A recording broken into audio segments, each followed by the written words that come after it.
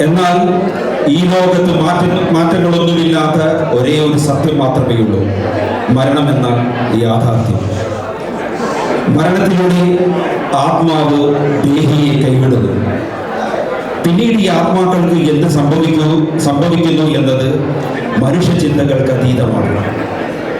അത്തരത്തിലുള്ള ആത്മാക്കൾ സമൂഹ നന്മയിലേക്ക് ഇടപെടലുകൾ നടത്തിയാൽ എന്തായിരിക്കും ഈ ലോകത്തിന്റെ അവസ്ഥ എന്നതിലേക്ക് ഒരു തിരുനോട്ടമാണ് KF ഗ്ലോബൽ കലാനിലയം അവതരിപ്പിക്കുന്ന രണ്ടാമത് നാടകം ആവേഗം. അരങ്ങിലും മണിയറയിലും KF നാടകവേദികളിൽ പ്രകമ്പനം കൊള്ളിച്ച നായികമാർ. ആവേഗം.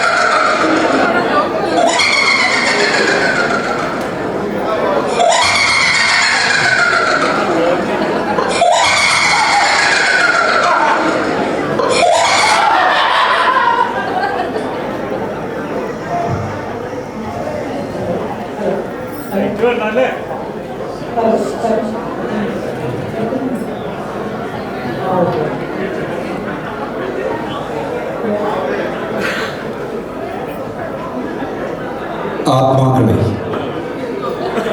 എല്ലാവർക്കും ഈ യോഗത്തിലേക്ക് സ്വാഗതം. നല്ല സമയത്ത് നിലച്ചിരിക്കാതെ ആ ലോകത്ത് നിന്ന് ഇവിടെ എത്തിയ എല്ലാവർക്കും ഒരിക്കൽ കൂടി നന്മകൾ നേരുന്നു. എല്ലാവരും ആ ഭൂമിയിലേക്ക് ഒന്ന് നോക്കിക്കേ. ഒരുപാട് പേര് മുഖമിനുക്കി പൗഡർ ഇട്ട് ജീവിക്കുന്ന കുറേ പേര്. അവർക്ക് സൗന്ദര്യം വർദ്ധിപ്പിക്കാൻ വേണ്ടി അതാ അപ്പുറത്തൊരു ക്ലിനിക്ക്. വീട് വെക്കുവാൻ വേണ്ടി ശ്രമിക്കുന്ന വേറെ കുറെ പേര്. എന്തിനേറെ യുവത്വം നിലനിർത്താൻ വേണ്ടി സിദ്ധത്തേൻ വിൽക്കുന്ന ഫോറസ്റ്റ് ഇൻഡസ്ട്രീസ് ട്രാവലൂർ.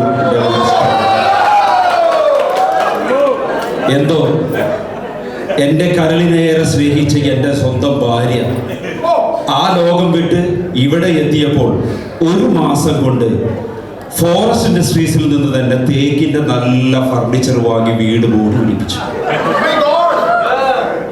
എന്നാൽ വേറെ കുറെ പേര് ഒരു വാട്സപ്പ് ഗ്രൂപ്പ് ഉണ്ട്. അത്ര കാലത്തെണീറ്റാൽ തുടങ്ങും സ്കോർ എത്രയായി, ഗില്ലാണോ നല്ല ബാറ്റ്സ്മാൻ, ഇങ്ങനെ പറഞ്ഞ് ജീവിക്കുന്ന കുറേ പേര്. എന്നാൽ നമുക്കോ ആദികളില്ല, അഹങ്കാരങ്ങളില്ല, ഒരു പ്രശ്നങ്ങളുമില്ല. ആയതുകൊണ്ട് KF സോൾസ് എന്നൊരു സംഘടനയ്ക്ക് നാം ഇവിടെ വിഭാവനം ചെയ്യുന്നു. KF ഗ്ലോബൽ ഉണ്ടാക്കിയപ്പോൾ പല ഉദ്ദേശ ലക്ഷ്യങ്ങൾ ഉണ്ടായിരുന്നെങ്കിലും ഇന്ന് നമുക്ക് ആകെ ഒരൊറ്റ ഉദ്ദേശങ്ങൾ മാത്രമേ ഉള്ളൂ. ഇടയ്ക്കിടെ ഇതേപോലെ ഒത്തുകൂടണം. ആയതുകൊണ്ട് ഇന്ന് നാം ഇവിടെ ചർച്ച ചെയ്യാൻ പോകുന്നത് ആ നല്ല ലോകത്ത് നിന്ന് ഈ നല്ല ലോകത്തേക്ക്, അതിനേക്കാൾ മനോഹരമായ ഒരു ലോകത്തേക്ക് നമ്മൾ എങ്ങനെ ഇവിടെ എത്തി എന്ന് നമുക്കൊന്ന് ചർച്ച ചെയ്യാം. ആദ്യം ഞാൻ തന്നെ തുടങ്ങാം. KFGC ആയിരുന്നപ്പോൾ 2 തെറ്റുകൾ മാത്രമേ ഞാൻ ചെയ്തിട്ടുള്ളൂ. ഒന്ന്, ഒരു വർഷത്തെ മൊത്തം ചെലവ് 13,000 ദിനാറിൽ ചുരുക്കി. രണ്ടാമത്തതോ, ആ വർഷം ഒരാള് പോലും കുടിക്കരുതെന്ന വാശിയോടുകൂടി ഡ്രൈ ഇയറായി പ്രഖ്യാപിച്ചു. അതിൽ ആദ്യമൂത്ത ഏതോ ഒരു കുടിയനാണെന്ന് തോന്നുന്നു എന്നെ ഈ നിലയിലാക്കിയത്. അത് ഈ കൂട്ടത്തിൽ ഉള്ള ഒരാളാണെങ്കിൽ അത് ചിലപ്പോൾ സ്മോൾ ടീ ആയിരിക്കും. അതുകൊണ്ട് ഈ മൈക്ക് ഞാൻ സ്മോൾ ടീക്ക് തന്നെ കൊടുക്കുന്നു. Small tea. എൻ്റെ അപ്പനെ അമ്മ മിനിയാന്നാ മരിച്ചത്. അല്ല, ക്ലാസ് ആയിട്ടൊരു പേരിട്ടുണ്ടായിരുന്നു, Paul T Kurian.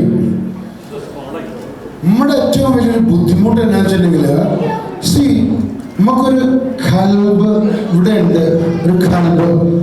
Paul mummy മിനിയാന്ന് വന്നു ഇവിടെ എൻ്റെ കൂടെ വന്നിട്ടുണ്ട്. ഓക്കെ, അപ്പം ഏറ്റവും വലിയ വിഷമം എന്നാന്ന് വെച്ചിട്ടുണ്ടെങ്കിൽ നമ്മുടെ RMC സർഗോത്സവ് ഇവിടെയൊക്കെ നമ്മൾ ചെല്ലുമ്പോഴത്തേക്കും നമ്മൾ കാണുന്നത് 30 ml കഴിക്കുക. ഈ 30 ml കഴിച്ചിട്ടുണ്ടെങ്കിൽ നമുക്ക് പറ്റിയല്ലോ, അത് 60 ആക്കും. ഇത് ആരാ എഴുന്നേറ്റ് പോയത്? അല്ല, ഇതിപ്പോ AI ടെക്നോളജി. ഓക്കെ, ചോദ്യം ചെയ്യല്ലേ. ഓക്കെ, അപ്പൊ എന്നെ സംബന്ധിച്ചിടത്തോളം ശങ്കരൻ നായർ ഉണ്ടായിരുന്നു RMC ഗ്രൗണ്ടില്. പിന്നെ നമുക്ക് ഇഷ്ടം പോലെ ആൾക്കാരുണ്ട്. നമ്മളെ സംബന്ധിച്ചിടത്തോളം നമുക്ക് ഈ പറഞ്ഞ പോലെ ഓക്കെ സ്റ്റേജിൽ വരണം. ചെന്നെങ്കിൽ ആത്മാക്കൾ പറയുക സ്റ്റേജിലോട്ട് വരൂ എന്ന്. ഈ തള്ളിക്കൊണ്ടിരിക്കണ്ടല്ലോ, ഇതാണ് നമ്മുടെ തങ്കപ്പൻ. ഇത് തങ്കപ്പനല്ല കേട്ടാ, ഇത് പൊന്നപ്പനല്ലേ അല്ലേ? പൊന്നപ്പൻ ഇങ്ങനെ കൂടെ. പിന്നെ അഫ്സൽ, അവനെ ഞാൻ ചന്ദ്രനിലോട്ട് ഇങ്ങനെ കയറ്റി വിട്ടുക. അപ്പോഴാണ് അവിടെ സ്മോള് പറ്റില്ല എന്ന് പറഞ്ഞത്. മുന്നേ ഞാൻ ഒരു ഒറ്റ അടി ഞാനാ കൊടുത്തത്. അവൻ എൻ്റെ കൂടെ ഉണ്ട്. എനിക്ക് ഏറ്റവും ഇഷ്ടമില്ല, ഞാൻ മൂല കാണില്ല. അവിടെ ബ്ലൂ ലൈറ്റ് ഇടാൻ പറഞ്ഞതാണ്. 2 അടിക്കുന്നവർ അടിക്കട്ടേന്നേ. ഇതിപ്പോ പ്രദീപ്, മുമ്പിലേക്ക് ഇരിക്കുന്നവര് ജെയ്സൺ മുഖം മാറ്റിക്കൊണ്ടിരിക്കുക. കിണ്ടി പോയത്രേ. ആ ജീസി ഇതൊക്കെ എല്ലാം അടിയ സ്മോള് അടിയോടടി തോറ്റു ഇയാളെ കൊണ്ട്. അവിടെ ഒരു ധൈര്യം തന്നിട്ടില്ല, ഇവിടെ ഒരു ധൈര്യമില്ല. വെറുതെ അല്ല ഇത്ര ചെറുപ്പത്തിലെ നാട്ടുകാരെ തല്ലിക്കൊന്ന് കെട്ടിപ്പൊതിഞ്ഞ് ഇങ്ങോട്ട് വിട്ടത്. കൈലിപ്പിന്റെ ഗുണമാണ്. പക്ഷെ എൻ്റെ കഥ അതല്ല. ഞാനൊരു പഞ്ചപാവം. ഈ വായയിൽ വിരലിട്ടാൽ പോലും കടിക്കില്ല. പക്ഷേ എനിക്ക് വന്നു ഈ ഗതി. അത് ഞാൻ ഇന്നത്തെ പോലെ ഇപ്പോഴും ഓർക്കുന്നുണ്ട്. ഞാനും വിജയചന്ദ്രനും മറ്റു കുറേ വർക്കേഴ്സും കൂടെ 35th ബ്രിഗേഡിൽ ഞങ്ങൾ ജോലി ചെയ്തുകൊണ്ടിരിക്കുമ്പോൾ ഇറാഖി പട്ടാളം കുവൈറ്റിനെ ആക്രമിച്ചു. ഞങ്ങളെല്ലാവരെയും പിടിച്ചുകൊണ്ടുപോയി നേരത്തെ നിർത്തി വെടിവെച്ചു. വിജയചന്ദ്രന്റെ നേരത്തെ തോക്ക് ചൂണ്ടിയ സമയത്ത് വിജയചന്ദ്രൻ ഇറാഖി പട്ടാളം വിജയചന്ദ്രൻ പറഞ്ഞു, എനിക്ക് ഒന്നിനു പോണം. ഇറാഖി പട്ടാളം സമ്മതിച്ചു. കാരണം എന്താ? സദാം ഹുസൈൻ പറഞ്ഞിരുന്നു, മൂത്രമൊഴിക്കാൻ മുട്ടി നിൽക്കുന്ന ആൾക്കാരെ വെടിവെക്കാൻ പാടില്ല. അങ്ങനെ മൂത്രമൊഴിക്കാൻ നിന്ന കാരണം പറഞ്ഞുകൊണ്ട് വിജയേന്ദ്രൻ രക്ഷപ്പെട്ടു. ഇന്നും ഈ കുവൈറ്റില് ആ വിജയേന്ദ്രൻ കറങ്ങി തിരിഞ്ഞ് നടക്കുന്നുണ്ട്. അത് കഴിഞ്ഞ് ഇറാഖി പട്ടാളം എന്റെ നേർക്ക് തോക്ക് ചൂണ്ടി. വെടി തോക്ക് ചൂണ്ടിയേ ഉള്ളൂ. ഞാൻ ദേ കിടക്കണം, ബോധം കെട്ട് നിലത്ത്. കണ്ണ് തുറന്ന് നോക്കിയപ്പോ അതെ ഇവിടെ വല്ല കൂടെ ഉണ്ട്. പോട്ടി ജോർജ് സാറും എല്ലാവരും കൂടെ. പക്ഷെ എനിക്ക് ഇന്നും സംശയമുണ്ട്, എന്നെ തട്ടിയത് ഇറാഖി പട്ടാളാണോ പോണ പോക്കില് വിജയചന്ദ്രനാണോ എന്നെനിക്കൊരു സംശയം. സാറേ, ഇത് ഞാൻ കുറെ കേട്ടിട്ടുണ്ട്. എന്റെ കേക്കപ്പാ, ഇത് ഞാൻ കുറെ കേട്ടിട്ടുണ്ട്. തള്ള് ഇപ്പൊ നിങ്ങൾ വലിയ കേക്ക് മുതലാളിയും റിസോർട്ട് മുതലാളിയും ഒക്കെ അല്ലേ? നമ്മളെയൊക്കെ അറിയുമാവോ? അറിയില്ലല്ലോ. എന്റെ കാര്യം ഞാൻ പറയാം. നമ്മൾ ഈ ഗൾഫ് ബാങ്കില് ചില സൈബർ സെക്യൂരിറ്റി ഒക്കെ ആണെന്നല്ലോ. പക്ഷെ ഇടയ്ക്കിടയ്ക്ക് ഞാൻ ഈ നാട്ടിലേക്ക് ഒരു വരവ് വരും. എന്തിനാണെന്നറിയോ? നമുക്കിവിടെ ഒരു ചെറിയ മീൻപിടുത്തമുണ്ട്. മീൻപിടുത്തല്ലേ, നല്ല ഒന്നാം തരം കരിമീൻ ഫാം. നമ്മളെ കുറെ ആളുകളുണ്ട്, ഇവരൊക്കെ നമ്മളെ എന്നും വിളിച്ച് ഫ്രീ വേണമെന്ന് പറയും. അതിന്റെ മെയിൻ പാർട്ടിയാണ് ഒരാൾ ഈ സ്മോൾ ടീ. പിന്നെ അയ്യപ്പൻ ഇവിടെ ഉണ്ടായിരുന്നു. അയ്യപ്പൻ സ്ഥിരം ഫ്രീഡ് ആളാ.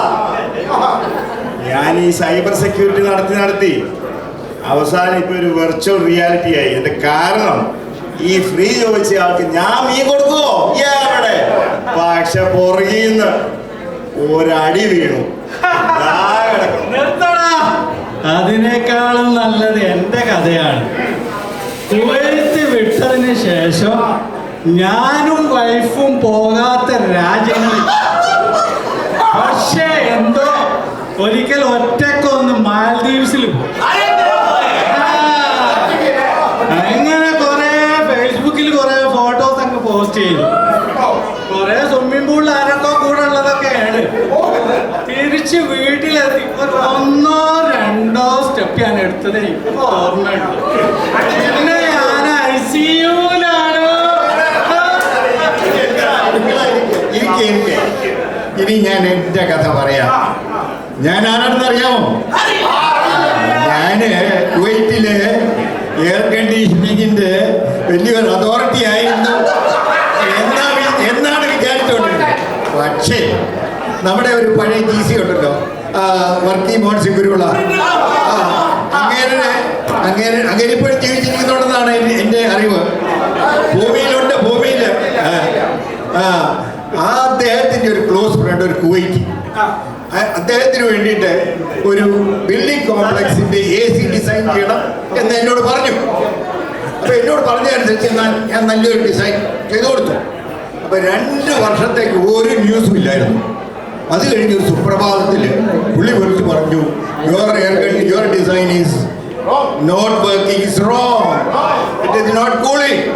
അപ്പൊ ഞാൻ പറഞ്ഞു that is not possible. I went there, ഞാൻ നോക്കി ടോട്ടൽ കപ്പാസിറ്റി 115, ഞാൻ ഡിസൈൻ ചെയ്ത് കൊടുത്തത് 511. എനിക്ക് അസുഖം മനസ്സിലായി. ഞാൻ അവരോട് പറഞ്ഞു, നീ എന്തിനാണ് ഇംഗ്ലീഷ് അറബിക്ക് വായിക്കുന്ന പോലെ വായിച്ചത്? So you are A bloody fool എന്ന് മജ്നൂൻ.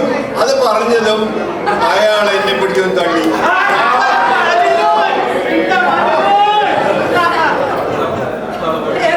ഇത് ഇയാളെ തള്ളു കേട്ട ആരാ ഇങ്ങനെ ഇവിടെ കൊണ്ടുവരാത്തത്? എന്നെ നോക്കി പഠിക്കും, ഞാൻ വേറെ ലെവല. മോനാണെ രാവിലെ ബൈക്ക് എടുത്തിറങ്ങും. ഏത് ബൈക്കാണ്? Michael Richardson. മൈക്കിൾ റിച്ചാർഡ്സൺ സാറിലെ ഹാർലി ഡേവിഡ്സൺ അത് പഠിക്കുക. അതിങ്ങനെ പറയാം. അത് മിണ്ടാ. അത് കഴിഞ്ഞ് പറയും. അത് കഴിഞ്ഞ് എന്റെ ഭർത്താവാണേലെ കമ്പ്യൂട്ടറും പ്രിന്ററും ഒക്കെ വിൽക്കാനായിട്ട് ഞാനപ്പോ എന്ത് ചെയ്യും? നമ്മുടെ കേക്കപ്പനെ പോലെ സ്കിറ്റും നാടകവും ഡാൻസും പാട്ടും ഒക്കെ പ്രാക്ടീസ് ചെയ്യാനായിട്ട് ഞാനും ഇറങ്ങും. മതി തള്ളിയത് മതി. ഇതിലും മേലെ എന്റെ ഭർത്താവ് അത് കണ്ടോണ്ട് വലിയ വാചം അടിക്കുന്നു.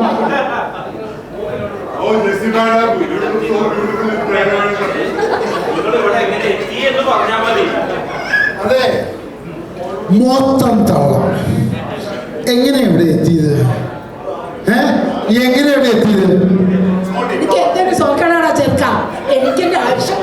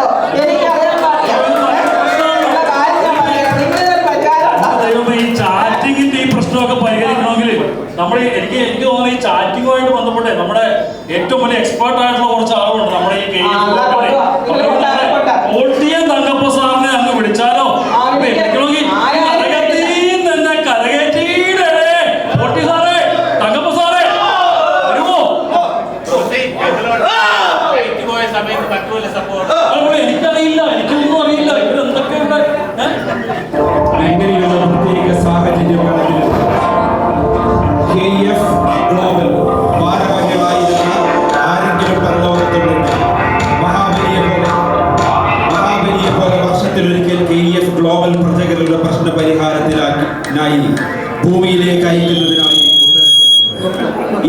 പ്രത്യേക സാഹചര്യം കണക്കിലെടുത്ത് ശ്രീ തങ്കപ്പനെയും ശ്രീ പോൾട്ടിയെയും ഭൂമിയിലേക്ക് അയക്കുന്നു.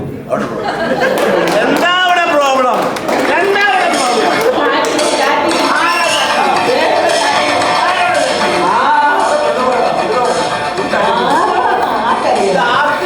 എനിക്കറിയാൻ പാടില്ല. കാശ് ചെയ്തത് ആരോടാന്ന് അറിഞ്ഞാൽ മതി. എന്താ നിങ്ങളൊക്കെ എന്ത് ധൈര്യം? ഞാനാണോ കുറ്റക്കാരി? ഞാനാണോ കുറ്റക്കാരി? കാശിക്ക് ചോദ്യം ചെയ്ത് ഞാനാണോ കുറ്റക്കാരി? അവസാനം ഈ ഗതി വരുന്നുണ്ടാ. ആ, അതെന്തായാലും വരും. അത് ആർക്ക് ആദ്യം വരുമെന്ന് നോക്കിക്കൊണ്ടിരിക്കും. ഞാനൊന്നും പറയുന്നില്ല. ഇതല്ലേ ഈ നവോമിയുടെ അതിവാഹിച്ചോ അടങ്ങി ഒതുങ്ങി ഇരുന്നൂടെ? ഇല്ലല്ലോ. എന്തോ പ്രശ്നമുണ്ട്. ബാത്റൂമിൽ ചിരി അതാണ് ഒരു പ്രശ്നം. അത് വളരെ മോശം. ബാത്റൂമിൽ പാടില്ല. ആരോട് ചിരിച്ചാലും ബാത്റൂമിൽ ഇരിക്കാൻ പാടില്ല. ബാത്റൂമിലെ ചാറ്റിംഗ് ഏറ്റവും പ്രശ്നം. അതെങ്ങനെ സഹിക്കും ഒരു പെൺകുട്ടി? അത് നവോമി ആർക്കും സഹിക്കാൻ പറ്റും? ഇല്ലേ? ഇത്രയും ആരെങ്കിലും ബാത്റൂമിൽ പോയാലോ? ഇവിടെ അനുഭവമായിരുന്നു. ഞാൻ ഉണ്ടാക്കിയിട്ട് പോയാൽ മതി. പരിഹാരം ഉണ്ടാക്കാം. ഇവിടെ പരിഹാരം ഉണ്ടാക്കാം. എവിടെ ആൾക്കാരൊക്കെ? രണ്ട് ആൾക്കാരുടെ അവിടെ. ആരെങ്കിലും ഒന്ന് സമാധാനിപ്പിക്കാവോ? ഹലോ, ആരെങ്കിലും ഒന്ന് സമാധാനിപ്പിക്കാൻ പറ്റുമോ? ക്ഷമിക്കൽ കരയണം. ഇത് പ്രശ്നമാണ്. ഇത് KF സോണിന്റെ പ്രശ്നമാണ്. KF സോണിന് കണ്ടുണ്ടായിരുന്നു. ഇവിടെ പ്രശ്നം ഉണ്ടാക്കാം. ആരെങ്കിലും ഒന്ന് പിടിച്ച് മാറ്റ്. ആരുമില്ലേ?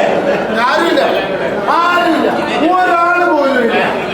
ഹലോ പൊന്നപ്പ, നമുക്ക് തിരിച്ചു പോവാം. ഞങ്ങൾ സൊല്യൂഷൻ കണ്ടു. ഞങ്ങൾ സൊല്യൂഷൻ കണ്ടു. ദൈവമേ, ഇങ്ങനെ വീണ്ടും വന്നോ? അതാരാ? ഇങ്ങ് വാ, വാ. ഇതിന്റെ ഒത്തുതീർപ്പാക്കിയിട്ട് പോയാൽ മതി. അയ്യോ എന്നെയാ? ആ, നിങ്ങൾ തന്നെ. ഞാൻ പഠിത്തം പോകുന്നത് എനിക്ക് വയ്യോ. ഇതില്ലേ എല്ലായിടത്തും ക്വാളിറ്റി വേണം, എല്ലായിടത്തും ക്വാളിറ്റി വേണം. ഇതിന്റെ ഒത്തുതീർപ്പാക്കിയിട്ട് പോയാൽ മതി. നമ്മുടെ ഭർത്താക്കന്മാരെ ചാറ്റിങ്ങിനെ കുറിച്ചൊക്കെ നമുക്ക് അറിയണം. ഇതൊരു തീരുമാനമാക്കിയിട്ട് പോയാൽ മതി. ഇവരെ ഫോൺ കട്ട് ചെയ്തോ? ആ, കട്ടിന്ന് കളഞ്ഞു. ഇതിനൊരു സൊല്യൂഷൻ ഉള്ളൂ. ആ പ്രസംഗം ഉണ്ടാക്കിയ നവോമി ഇങ്ങോട്ട് നവോമിനെ കൊണ്ടുപോകണോ? നവോമിയെ കൊണ്ടുപോകണം. ഈ നവോമി നിന്ന് ജീവിക്കണ്ട. നവോമി ഞങ്ങളുടെ കൂടെ ജീവിച്ചാൽ മതി. കേറ് അവിടെ നല്ലൊരു ജീവിതം തരാം.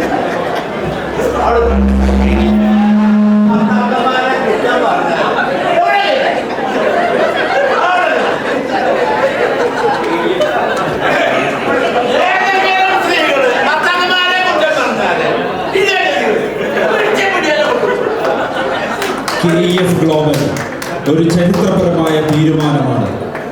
ഫ്രണ്ട്ഷിപ്പ് കൊണ്ടും ഫെലോഷിപ്പ് കൊണ്ടും ജീവിതത്തിലെ ഇതേപോലെയുള്ള സാഹചര്യങ്ങൾ ആർക്കെങ്കിലും വന്നാലോ, അല്ലെങ്കിൽ സമയം കൊണ്ടോ സമ്പത്ത് കൊണ്ടോ വാക്കുകൾ കൊണ്ടോ സ്വന്തം മെമ്പേഴ്സിനും ഫാമിലിക്കും സഹജീവികൾക്കും തണലേകാനുള്ള വേദി മാത്രമാണ് KF ഗ്ലോബൽ. ഒരു സംഘടനയുടെ പ്രാരംഭ ദിശയിലാണ് KF ഗ്ലോബൽ എങ്കിലും അല്പം സമയമെടുത്ത് ഇതിലെ കോർ ഉദ്ദേശ ലക്ഷ്യങ്ങളിലേക്ക് നമുക്ക് കടക്കാമെന്ന പ്രതീക്ഷയോടെ